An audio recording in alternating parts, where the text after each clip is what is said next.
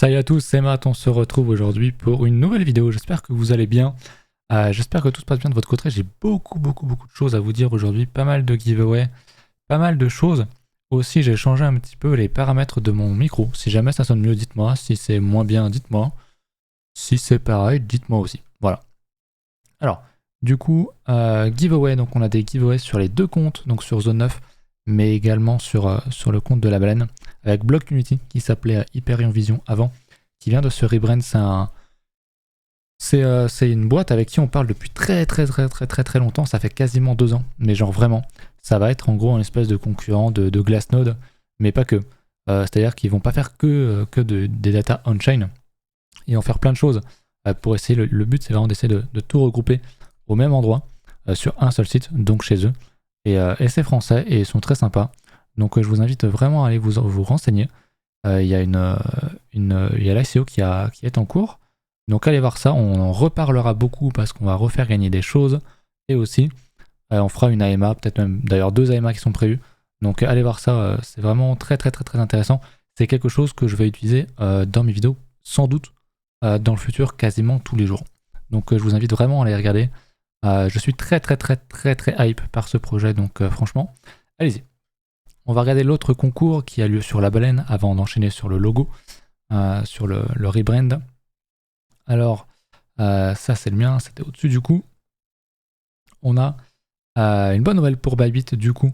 Vous pouvez gagner déjà 15% de fees, en plus des 50 balles qui sont offertes en passant par le lien. Ça se termine fin du mois, mais je crois qu'ils vont reconduire tout ça, donc profitez-en quand même. Et puis sinon, il y a un giveaway, il y a 200 balles à gagner en bit, en BIT, hein, la crypto de Bybit sur le compte de la baleine, donc n'hésitez pas à les regarder. Suffit de follow, de partager ton UID, donc c'est le nom de compte en fait, c'est le truc que tu vois tout de suite en haut à droite quand tu vas dans tes paramètres. C'est juste pour vérifier que les gens soient bien inscrits à Bybit, et puis c'est à peu près tout simplement. On va retourner sur Zone 9, vous le savez, je suis en plein rebranding depuis qu'on se sépare avec Tilt. Et en gros, il faut que je vous montre tout ça. Mais où est-ce que c'était? C'était avant, je suis perdu, je suis désolé. Voilà, c'est ici. Il y a 2 concours, 2 votes sur différents logos possibles pour le futur de la chaîne. Alors, il y a beaucoup d'histoires de baleines et tout, parce que je voulais qu'il y ait un lien entre Matt, donc m.ath, et la baleine. Maintenant, c'est vrai qu'il n'y a que des baleines quasiment. Alors, j'ai pas les résultats. Est-ce que je peux vous montrer les résultats ailleurs? Je peux pas vous montrer ici. Mais celui-là, je sais qu'il a été beaucoup apprécié. C'est celui qui a le plus de votes et c'est celui qui a la meilleure note aussi. Donc c'est sans doute celui que je vais prendre. Après, je vous laisse voter. Je vous mettrai les liens en description si j'y pense. Sinon, checkez sur le Twitter ou sur le Discord. D'ailleurs, le lien est aussi disponible. Sinon, moi, je pensais prendre celui-là, qui est très intéressant pour ma chaîne perso, du coup, pour Matt, hein, donc Zone 9. Soit prendre juste le petit logo avec la baleine, et puis mettre le m.ath en entier avec le logo de la queue de baleine en bannière sur Twitter, même YouTube, etc. Mais c'est un truc que j'aime beaucoup. Il y en a plein. Celui-là est beaucoup. Alors celui-là est très spécial parce qu'il est à la fois beaucoup aimé, mais il est à la fois aussi beaucoup détesté par les gens parce que entre guillemets ça fait trop gamin, mais ça fait funky. Ça serait pas mal pour la baleine, pour un petit coup de frais. Je trouve que ça serait une bonne chose. Celui-là aussi arrive aussi en tête des voix de manière générale. Moi j'aime beaucoup celui-là. C'est vrai que j'aime beaucoup celui-ci. Donc voilà, même pour ma chaîne perso, ça pourrait être quelque chose d'assez sympa. J'hésite encore, honnêtement. Donc n'hésitez pas à aller noter. Vous pouvez mettre un petit commentaire, je le verrai. Donc n'hésitez pas à aller voir, aller voter sur tout ça. Et au niveau du deuxième, celui-là arrive en tête, je crois. Et les autres sont aussi sympas. Il n'y a que des baleines, hein, ça je vous avoue. Il y a beaucoup de ça. Il y a des choses un peu plus sobres, comme celle-là, que j'aime bien aussi personnellement, qui n'a pas eu trop de voix positives, mais moi j'aime bien. Donc voilà, n'hésitez pas à aller mettre un commentaire dessus, je verrai ça directement de mon côté. Voilà pour tout ce qui est Twitter, je crois que j'ai rien d'autre à ajouter. Pensez au giveaway de Block Unity, c'est vraiment un très bon projet. Et puis je l'ai même pas dit, mais il y a 1000 balles je crois, hein. Il y a 1000 balles à gagner. Donc 3 tiers 2, ça va être un système, c'est leur système de paiement, de pricing en fait. Je vais vous montrer en fait, vous savez quoi? Je vais vous montrer tout de suite. Hop. On va aller sur leur site direct. Alors ça va peut-être pas être très beau au début. Comme je suis sur ma page, sur mon setup Twitter, si c'est bon. Que je vous montre ça. Je sais plus où c'est. ICO. Non, c'est pas ICO. Pricing, voilà. C'est ça. Hop. Donc on a dit que c'était des tiers 2, je sais même plus. On a dit que c'était... que je retourne sur mon compte. Ce sont donc... c'est ici. Il y a 3 tiers 2 à gagner, donc ça vaut 1000 balles. C'est ici. Donc les tiers 2 là sont à 30 balles, hein, mais c'est à 450 tokens. Du coup, c'est les tokens qui vaudront au total 1080 balles pour 3 personnes. Donc voilà, il y a des gros tiers. Selon le tiers que vous prenez, c'est quand même pas très cher le premier tiers. Avec le premier tiers, vous avez quand même pas mal de trucs en vrai qui sont vachement intéressants. 24 data on-chain notamment. Mais comme je vous l'ai dit, ils font pas que ça. Il y aura beaucoup de choses de sentiments. Il y aura des métriques avancées. Il y aura des services pour suivre ton portfolio, pour t'aider à gérer ton portfolio, un investissement et, notamment. Et aussi, je l'avais vu, c'était dans plein de choses pour aider au trading.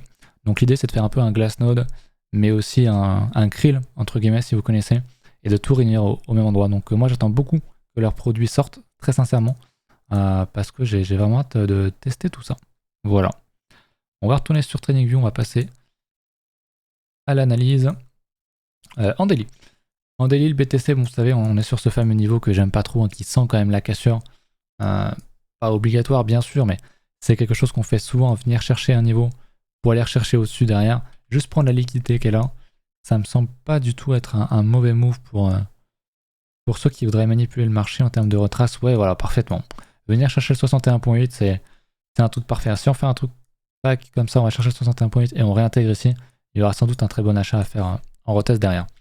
Donc ça, c'est un truc que je regarde pour pourquoi pas passer à l'achat. Parce que j'ai l'impression qu'il y a quand même un bon billet bear qui commence à s'installer. On va check le H4 qui m'intéresse aussi. On commence à faire une structure. On est dans un range, hein. En vrai, on est vraiment juste dans un pur range. Un truc, si je devais le tracer, ce serait pourquoi pas comme ça. Range, on voit très bien les deux bornes. Donc je pourrais même le monter un petit peu en vrai. Pour avoir un truc un peu plus large. Même comme ça, pourquoi pas. Donc tant qu'on casse pas ça, bah franchement, il n'y a rien à faire. Mais ouais, j'aimerais... Un truc qu'on fait souvent, hein, c'est justement aller casser, prendre le 61.8, je sais plus à combien est-ce qu'il est, réintégrer et derrière, boum, tout pulvériser à la hausse, comme on le fait souvent. Donc le H4 va être beaucoup à suivre. Après, on est toujours sous le Vegas H4, on est toujours en tendance baissière, je pense que ça se voit quand même. Donc attention, méfiance, mais ouais, il y a moyen, je pense, de choper un achat un peu plus bas. Voilà pour BTC, je voulais vous montrer au niveau du funding sur BTC qui est quand même très bear. On voit bien que les gens sont quand même pas FOMO short, mais ils ont quand même peur sur le marché. On le voit ici. On le voit également au niveau du Fair and Green Index. On est toujours dans le rouge, enfin même si on n'est pas vraiment, même si c'est pas vraiment rouge. On a quand même, voilà, on revient retester des niveaux. On avait de moins en moins peur quand on montait. Et là, bam, on redescend quand même assez violemment. Donc affaire à suivre, on est toujours dans une peur ambiante, hein, sur le marché crypto, mais aussi sur le marché de manière générale, avec l'inflation, la guerre et les pénuries, bah, c'est en lien avec l'inflation sur les matériaux et le gaz notamment. Donc ouais, c'est normal d'avoir peur, ça se comprend comme je disais, hein, en théorie pure. Forcément c'est pas très bon, mais en termes de marché et de psychologie de marché, ça pourrait poser un bottom, au moins un temps. Donc ne pas se dire que c'est forcément short. Si vous avez un setup short, bah, prenez-le. Si vous avez un setup à l'achat et que vous avez peur du biais de fond, au pire prenez pas le trade, mais prenez un trade avec, ou si vous en prenez un, réduisez votre risque et voilà. On voit quand même que ça bouge pas trop au niveau open interest, mais le funding bear c'est quand même intéressant, on revient sur des niveaux où on était ici. Donc ok, alors qu'en vrai on commence quand même à structurer un plutôt beau truc. Donc autant j'étais pas très chaud ici, j'étais de moins en moins chaud ici, autant là j'aimerais bien essayer de choper un achat. Idéalement sur le H4. J'aimerais repasser en fait sur le daily. Le daily, hop, je vais mettre en gant comme ça. Si on commence à faire quelque chose d'un peu plus bullish, qu'on commence à structurer, qu'on fait des trucs comme ça, franchement c'est sans doute une très bonne zone. On l'a vu, hein, c'est le 61.8, donc pour moi il y a sans doute des achats à faire. Maintenant si on décide de nuke carrément tout le marché, ça va faire très mal, notamment sur les alts. C'est pour ça qu'on va regarder aussi Ether. Ether qui tient plutôt bien la baraque en vrai, comparé à BTC. Mais voilà, il y a toujours ce fameux niveau qu'on peut retester, c'est pas obligatoire évidemment, mais il est là. Donc attention, ce que j'aimerais voir sur Ether, c'est qu'on vienne consolider et casser comme ça pour faire un plus haut. Et là je dirais ok, Là, c'est une tendance qui est forte. On repart à la hausse, mais ça paraît quand même assez peu probable compte tenu de ce que fait le SP. Même s'il y a eu effectivement des corrélations très récemment, le SP prend tarif, donc j'aimerais bien le voir remonter un petit peu. On est sur une structure ici, on pourrait tout à fait bounce ici et repartir, mais je pense que vu la volate des marchés, je pense que c'est pas impossible qu'on vienne rechercher ce niveau-là, refaire un petit peu de peur, un petit peu de FUD sur le marché, faire vendre les gens pour avoir à minima un bounce et peut-être faire encore un plus haut, mais bon, faut pas oublier dans quelle structure on est en daily sur le SP. On est quand même dans une tendance qui est toujours baissière ici. Donc attention, si on a des setups d'achat ici, ok, pourquoi pas. Mais en attendant, vraiment attention. J'ai pas fait gaffe, on n'a pas de div en daily, on n'a rien. Ok. Je voulais regarder niveau alt. C'est pas celui-là. Niveau altcoin, on a aussi beaucoup de funding négatif. Encore et encore, on a eu un léger passage positif ici. On revient dans le négatif, donc j'ai quand même l'impression que les gens mass short les alts. Certes, on peut tomber. Enfin, là, je veux dire, on a quand même un très bel espace. Si on voit sur Ether, j'ai pas de dessin. Ok, j'ai retourné sur ma chart ici. Mais sur Ether, on a encore largement de la place pour tomber. Mais je pense qu'on a peut-être un bottom. On a encore beaucoup de place, on le voit ici. Toute cette zone-là, on peut encore largement prendre tout ça.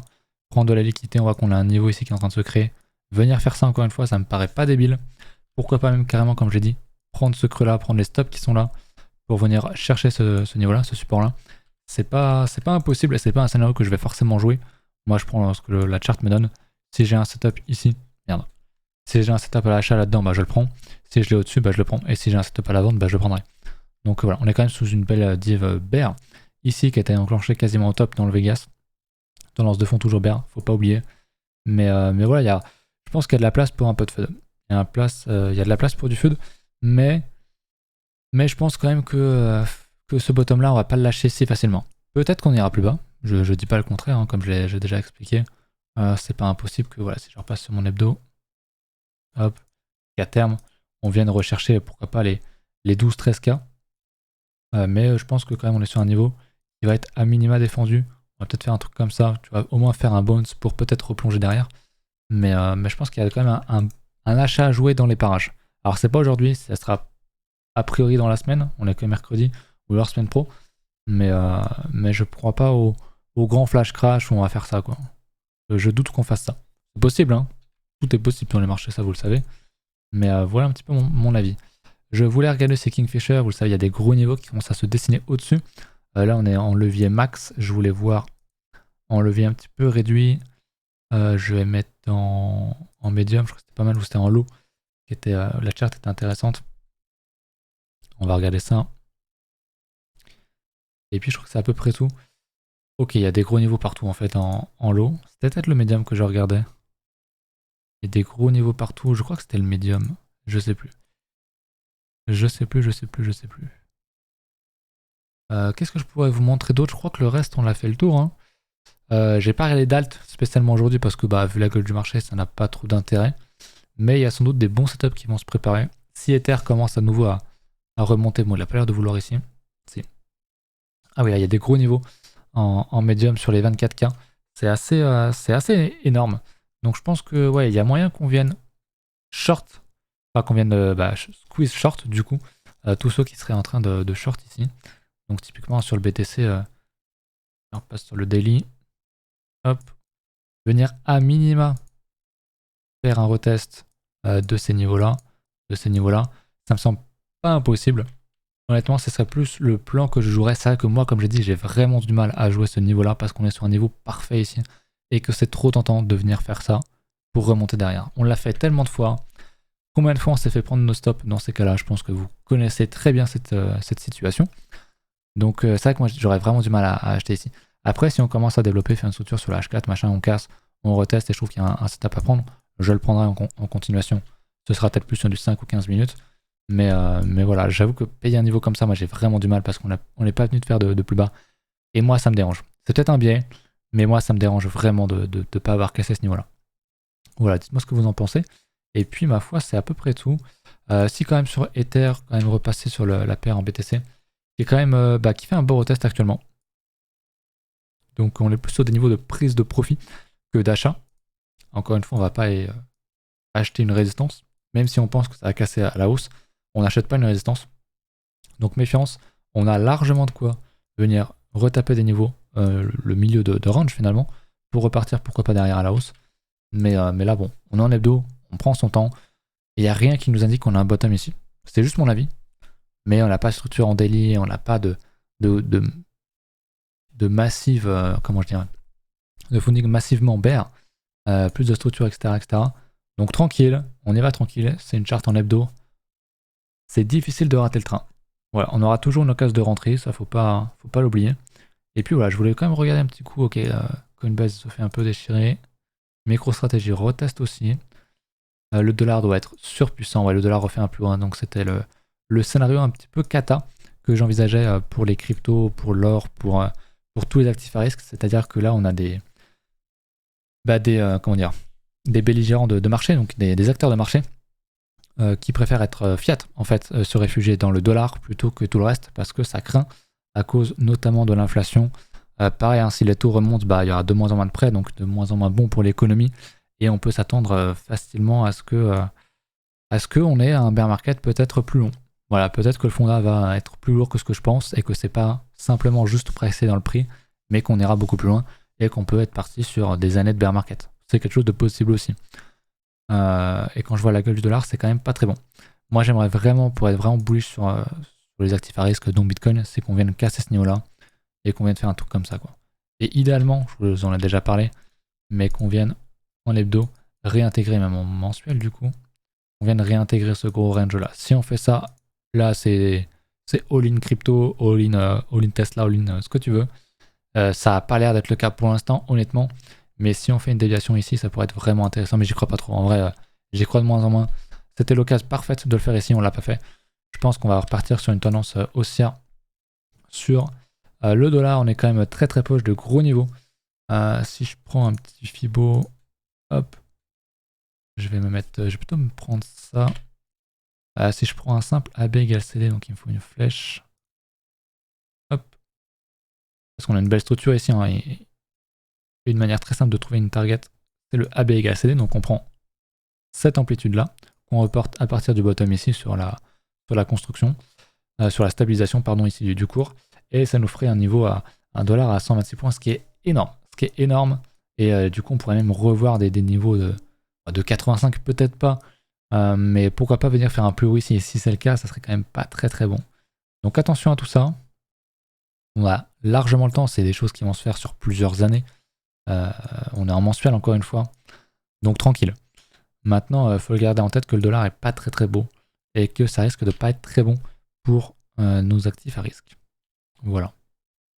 Voilà pour ça. Pour le dollar, c'est pas très bon. Vous savez, hein, tendance de fond haussière. On a une latéralisation horizontale. On casse.